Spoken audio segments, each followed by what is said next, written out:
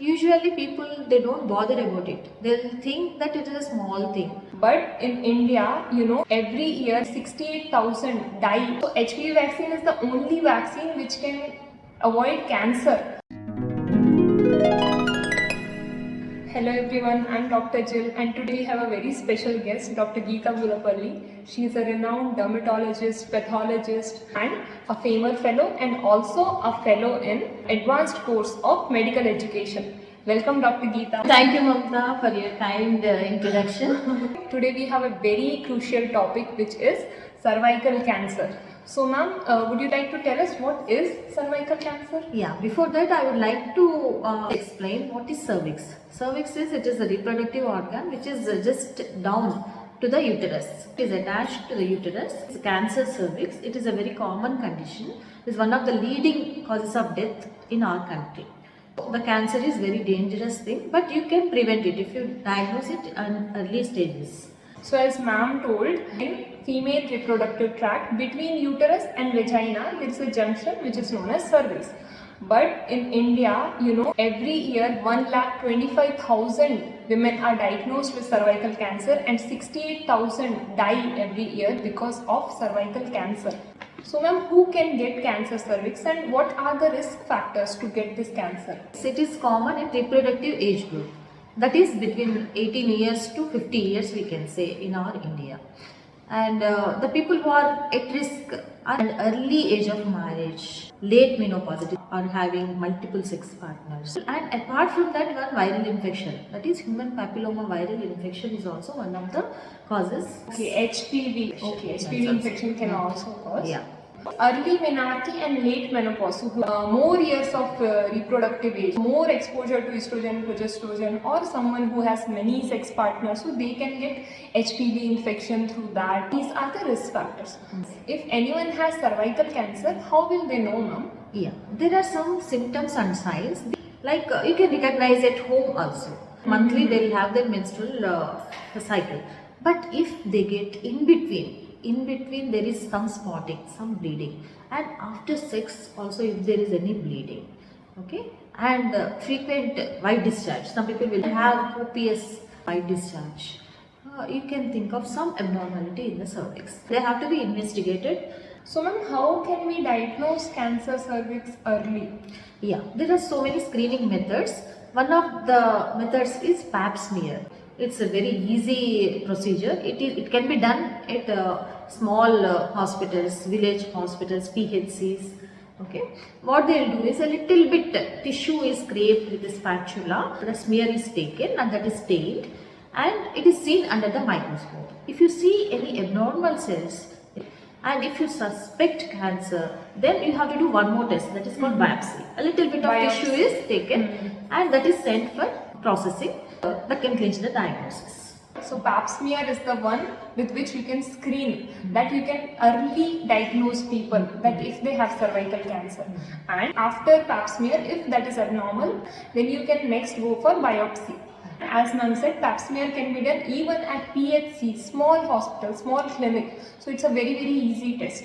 Ma'am, this pap smear and all, who should undergo this screening? Yeah, as I told you, the high risk people, like symptoms and signs like intermenstrual bleeding and postcoital bleed, and always white discharge, having multiple sex partners. So these people, they should undergo this pap smear testing. Okay, ma'am. And is there any age, like at this age I should start getting screened? Nowadays, what they are recommending is every 6 months, it is a better thing. Every woman of reproductive age group should undergo this screening test, that is pap smear test. So actually cervical cancer is one of the most common cancer of women of reproductive age group, and even more in India than in Western countries. So anyone can undergo this screening at 6-month intervals. So there is nothing wrong with this. So ma'am, is there any method of preventing cervical cancer? Human papilloma virus vaccine. At teenage, like from 12 years onwards, they are starting this vaccination. So in such a way we can prevent it. And the other thing is modifying lifestyle, avoiding multiple sex partners. And if they get any other abnormal symptoms which I have told you, it is a better thing. They have to approach their nearby doctor or nearby PHC. And pap smear is a 5 minutes procedure. People would think it as a stigma. If they get this intermenstrual bleeding, postcoital bleeding, they'll feel very shy to approach the doctor. So if they get any spotting also, they'll think it is normal thing only. If they get white discharge also, they'll think it is a normal thing. And they'll have other symptoms also apart from that. In advanced stages, there will be problem with the urination, problem with the defecation. So those problems also these people will ignore. They'll think that this is something common related to some heat, some cold, some like that. And some people they'll be very shy. They'll think what the other people will think about themselves.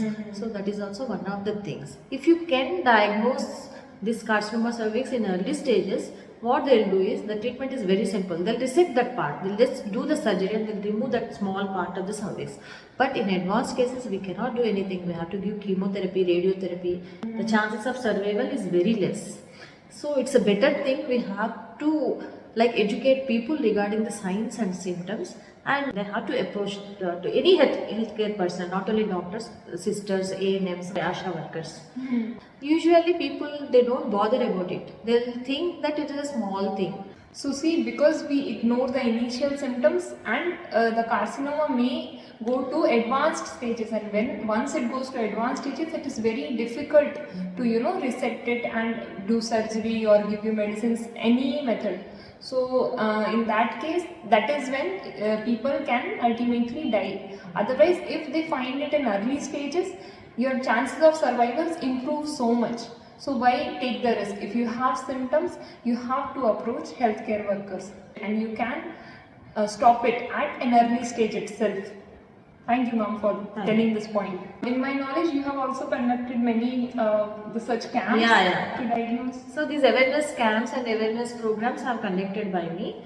I use smartphone as a tool, so that I have prepared so many modules and apps regarding the signs and symptoms and how to prevent carcinoma cervix.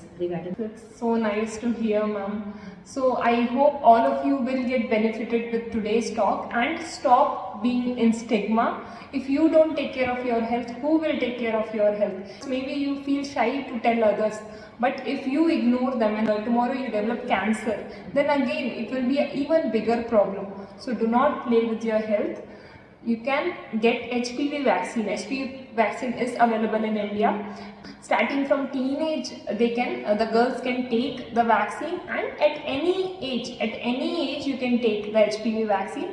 It will protect you. So HPV vaccine is the only vaccine which can avoid cancer. So I will also try to share with you the websites or the reading material which you should know. In the villages, if you feel shy about this thing and you don't want to visit your nearby hospital, you can just tell these things to your nearby ANM.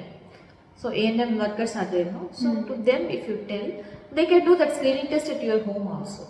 So inform your ASHA or your ANM that there is a problem and let them help you. Okay. So thank you so much, ma'am. Thank you so much for joining us today and sharing such important information with people. Thank you for giving me this opportunity. Thank you, everyone.